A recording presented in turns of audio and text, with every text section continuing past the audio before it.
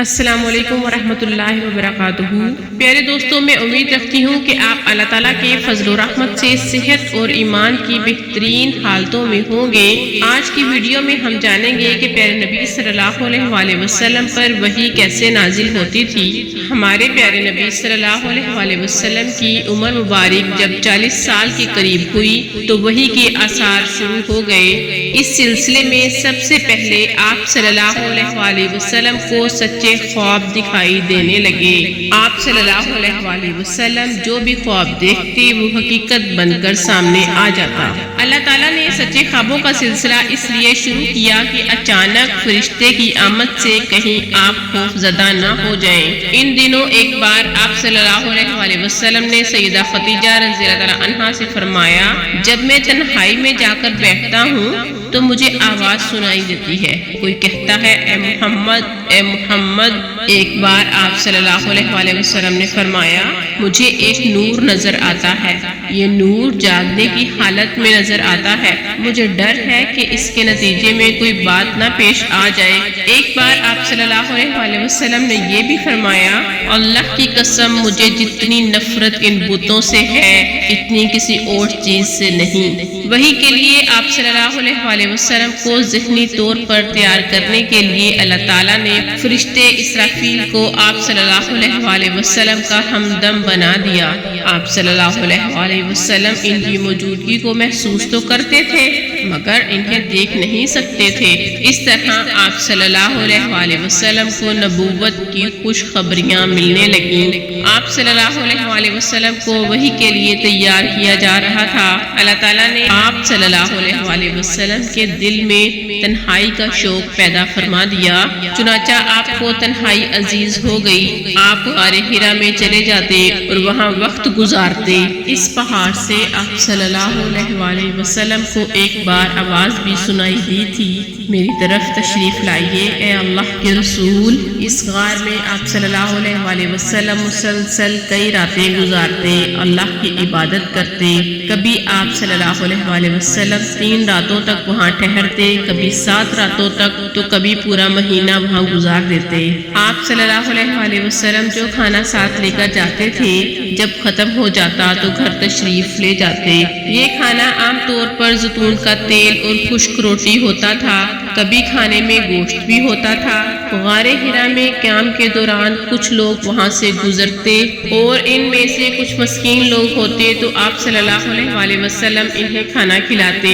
غار حرا میں آپ صلی اللہ علیہ وسلم عبادت کس طرح کرتے تھے، روایات میں اس کی وضاحت نہیں ملتی۔ علماء اکرام نے اپنا اپنا خیال ضرور ظاہر کیا ہے۔ ان میں سے ایک خیال یہ بھی ہے کہ آپ کائنات کی حقیقت پر غور و فکر کرتے تھے اور یہ غور و فکر لوگوں سے الگ رہ کر ہی ہو سکتی تھی۔ پھر آخر کار وہ رات آ گئی جب اللہ تعالیٰ نے آپ صلی اللہ علیہ وسلم کو نبوت اور رسالت عطا فرمائی۔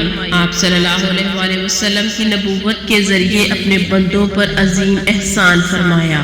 وہ ربیع الاول کا مہینہ تھا اور تاریخ 17 تھی۔ بعض علماء نے یہ بھی لکھا ہے کہ وہ رمضان المبارک کا مہینہ تھا کیونکہ قرآن رمضان میں نازل ہونا شروع ہوا تھا۔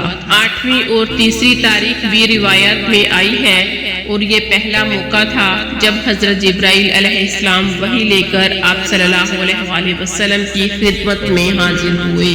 اس سے پہلے وہ آپ صلی اللہ علیہ وسلم کے پاس نہیں آئے تھے۔ جس صبح جبرائیل علیہ السلام وحی لے کر آئے وہ پیر کی صبح تھی اور پیر کی صبح ہی آپ صلی اللہ علیہ وسلم اس دنیا میں تشریف لائے تھے۔ آپ صلی اللہ علیہ وسلم فرمایا کرتے تھے، پیر کے دن کا روزہ رکھو کیونکہ میں پیر کے دن پیدا ہوا، پیر کے دن ہی مجھے نبوت ملی۔ بہرحال اس بارے میں روایات مختلف ہیں۔ یہ بات طے ہے کہ اس وقت آپ صلی اللہ علیہ وسلم کی عمر مبارک کا 40واں سال تھا۔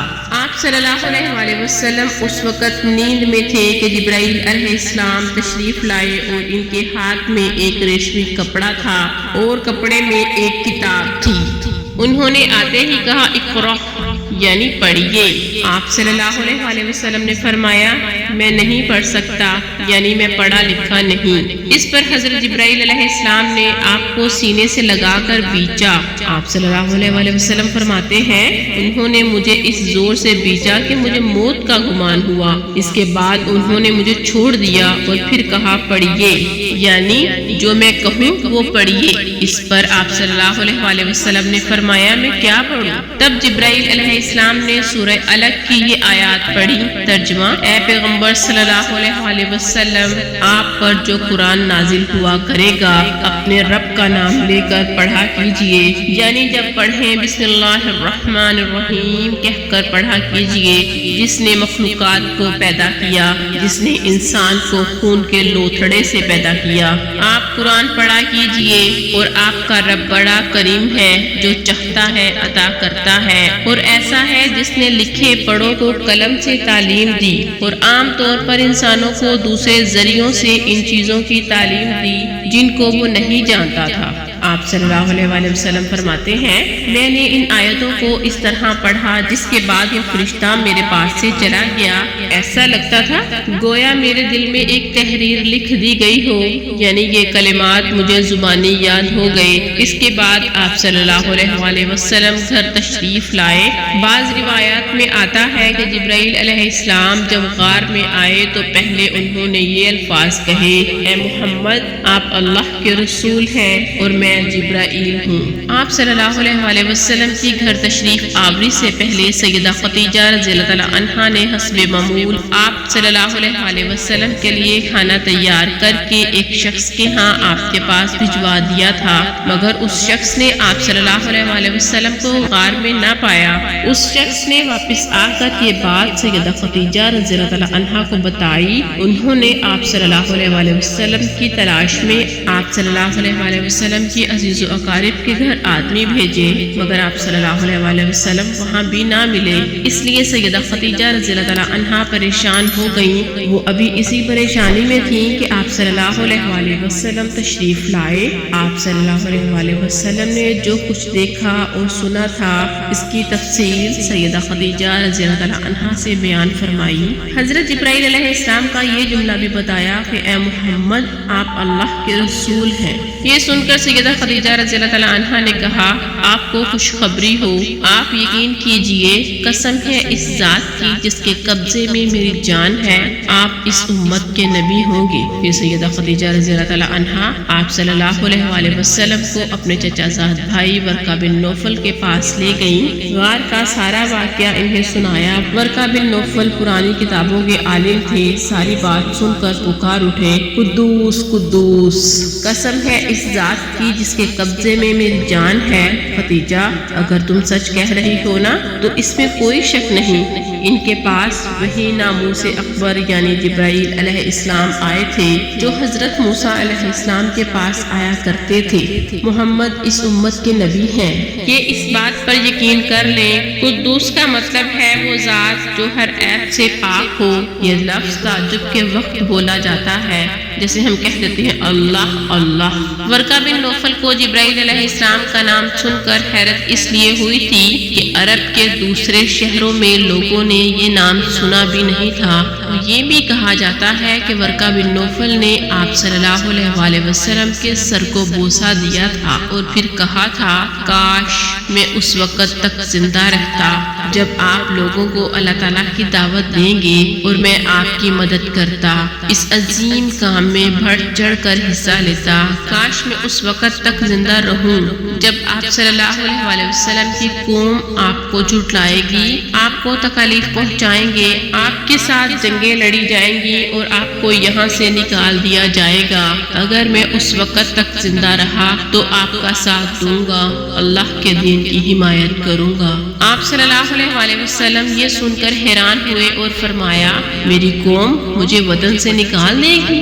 جواب میں ورقہ بن نوفل نے کہا ہاں، اس لیے کہ جو چیز آپ لے کر آئے ہیں اسے لے کر جو بھی آیا ہے اس پر ظلم ہی ڈھائے گئے ہیں۔ اگر میں نے وہ زمانہ پایا تو میں ضرور آپ کی مدد کروں گا۔ ورقہ بن نوفل نے حضرت خدیجہ رضی اللہ تعالیٰ عنہا سے یہ بھی کہا، تمہارے خاوند بے شک سچے ہیں، در حقیقت یہ بات نبوت کی ابتدا ہے، یہ اس امت کے نبی ہیں، لیکن اس کے کچھ ہی مدت کے بعد ورقہ بن نوفل کا انتقال ہو گیا۔ انہیں حجون کے مقام پر دفن کیا گیا، چونکہ انہوں نے آپ صلی اللہ علیہ وسلم کی تصدیق کی تھی، اس لیے نبی کریم صلی اللہ علیہ وسلم نے ان کے بارے میں فرمایا، میں نے ورقہ کو جنت میں دیکھا ہے، ان کے جسم پر سرخ لباس تھا۔ ورقہ بن نوفل سے ملاقات کے بعد آپ صلی اللہ علیہ وسلم گھر تشریف لائے۔ اس کے بعد ایک مدت تک جبرائیل علیہ السلام آپ کے سامنے نہیں آئے۔ درمیان میں جو وقفہ ڈالا گیا تھا، اس میں اللہ تعالیٰ کی یہ حکمت تھی کہ آپ صلی اللہ علیہ وسلم کے مبارک دل پر جبرائیل علیہ السلام کو دیکھ کر جو خوف پیدا ہو گیا تھا، اس کا اثر زائل ہو جائے اور ان کے نہ آنے کی وجہ سے آپ صلی اللہ علیہ وسلم کے دل میں وحی کا شوق پیدا ہو جائے۔ چنانچہ ایسا ہی ہوا۔ حضرت جبرائیل علیہ السلام کی آمد کے بعد سلسلہ رک جانے کے بعد آپ صلی اللہ علیہ وسلم کو صدمہ ہوا۔ کئی بار آپ صلی اللہ علیہ وسلم پہاڑوں کی چوٹیوں پر چڑھ گئے تاکہ خود کو وہاں سے گرا کر ختم کر دیں، لیکن جب بھی آپ صلی اللہ علیہ وسلم ایسا کرنے کی کوشش کرتے، حضرت جبرائیل علیہ السلام آپ کو پکارتے، اے محمد، آپ حقیقت میں اللہ تعالیٰ کے رسول ہیں۔ یہ کلمات سن کر آپ سکون محسوس کرتے، لیکن پھر وحی کا وقفہ کچھ اور گزر جاتا تو آپ صلی اللہ علیہ وسلم بے قرار ہو جاتے، رنج محسوس کرتے اور اسی طرح پہاڑ کی چوٹی پر چڑھ جاتے اور چنانچہ پھر جبرائیل علیہ السلام آتے اور آپ کو تسلی دیتے۔ آخر دوبارہ وحی ہوئی، سورہ مدثر کی پہلی 3 آیات اتری۔ ترجمہ: اے کپڑے میں لپٹنے والے اٹھو، یعنی اپنی جگہ سے اٹھو اور تیار ہو جاؤ، پھر کافروں کو ڈراؤ اور پھر اپنے رب کی بڑائیاں بیان کرو اور اپنے کپڑے پاک رکھو۔ اور اسی طرح ہی اللہ تعالیٰ نے آپ صلی اللہ علیہ وسلم پر وحی کا سلسلہ شروع کیا اور آپ صلی اللہ علیہ وسلم کو نبوت عطا فرمائی۔ یہ تھا آپ صلی اللہ علیہ وسلم کی وحی کا واقعہ۔ اگر آپ کو یہ ویڈیو پسند آئی ہو تو چینل کو سبسکرائب کر لیجئے گا تاکہ ہر نیو آئندہ آنے والی ویڈیو کا نوٹیفیکیشن آپ کو ملتا رہے۔ السلام علیکم ورحمۃ اللہ وبرکاتہ۔